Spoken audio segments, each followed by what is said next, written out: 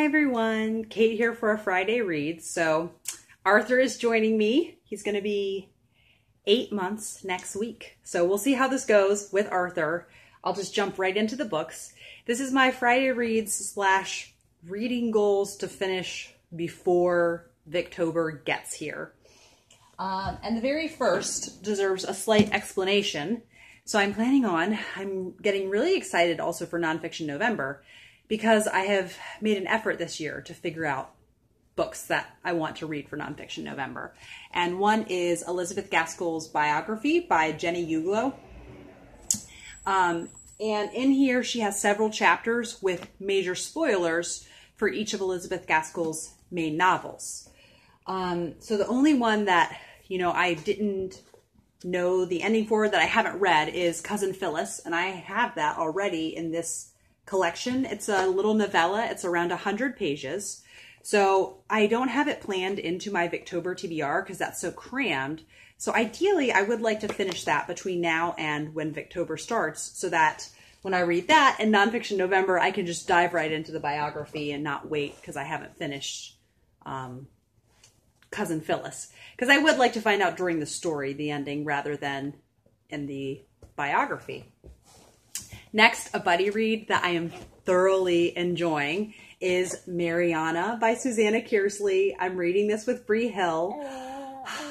It's just so good. I'm loving this. I think even halfway through, I think I'm almost enjoying this more than The Rose Garden, and I really liked The Rose Garden. I think because The Rose Garden felt perfect for summertime, but this, I'm getting just so excited for Victober, so I'm in such a gothic, really romantic mood, and this is perfect for right before Victober, and there's several mentions of Victorian literature. So yeah, about halfway through, and I'm hoping this weekend just to plow through this, not play on my phone when I want to be reading, and hopefully I will get through it. Then I have around 10 chapters left in Charlotte Bronte's Shirley. I wanted to get this finished before Victober because I am trying to get as many of the 5-star TBR Victober predictions that I had last year in 2017 to be on here. And I realize if you are just new to this channel and you don't know what Victober is, and I just keep saying it, it is a Victorian readathon that I am one of the hosts of, and it is just really fun. We just read Victorian literature in the month of October, whether it's one book or 10. The host and myself, we love it. So I will link the Victober announcement video down below in case you haven't watched it. Then next, this is one that really feels October-y, but since I know I'm just going to be only wanting Victorian literature, then I'm going to try to fit it in. And that is The Haunted Bookshop by Christopher Morley. I know Leslie at Words of a Reader reviewed this, but I hadn't heard her review prior to. But it just seems like a mystery for book lovers. It's as the title says, it's a haunted bookshop. This came out 1905, I want to say. 1919. So I think it would just be very fun. It has some beautiful illustrations, and I think it would be a big treat. Yeah, look at this. I love pen and ink illustrations. They're beautiful. Now he's climbing all over.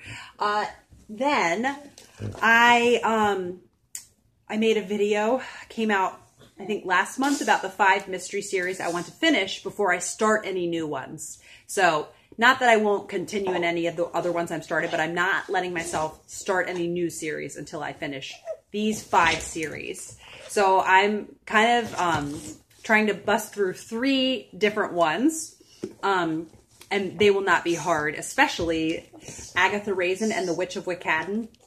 I was in the middle of this in January, and then Arthur came along, so I got sidetracked. So I'm just going to start it over again. It's 195 pages. I honestly think if I really dedicated my time to it in an evening, I could get through most of it, if not all of it. So I just adore this series, and I could use up an audiobook checkout on Hoopla, but I'm kind of saving all of those for Victober. And I think it's very fun. It's a witch in it, so very fun for fall. And then continuing in my Cinderella Chronicles, where I am reading as many picture books and novel retellings as I can. This is called Ash by Melinda Lowe. And this looks like a kind of darker fairy tale telling, and possibly set in Asia. It's kind of hard to tell from the setting, but this is just the next one in the project. It got a fairly good number of reviews on Goodreads. I think that would be a lot of fun. So yeah, like I said, those are my books I'm trying to finish up prior to Victober. And I just realized I told you, trying to go through 3 in my mystery series. So the first is Agatha, Raisin, and the Witch of Wyckhadden. And the next, oh, he's going to get his brother's piggy bank. Did you want the piggy bank? It's probably not a good idea. So the next is Peril at End House, which is like the 8th in the Poirot series. And I am really, really enjoying this one. I found the audiobook on YouTube, read by Hugh Fraser, who plays, I just totally went blank, and I know all the Christie fans are going to be saying like who he plays. Hastings, in the TV series. So he does a great job, and I only have about 2 hours left of the audiobook. And in this one, there is a woman who's had several like near misses with it. Seems like someone is trying to kill her, and so Poirot really wants to investigate this and make sure she's safe, and he just really suspects something's up while he's on vacation. And then lastly, I will be reading, let's see if I can show you the picture.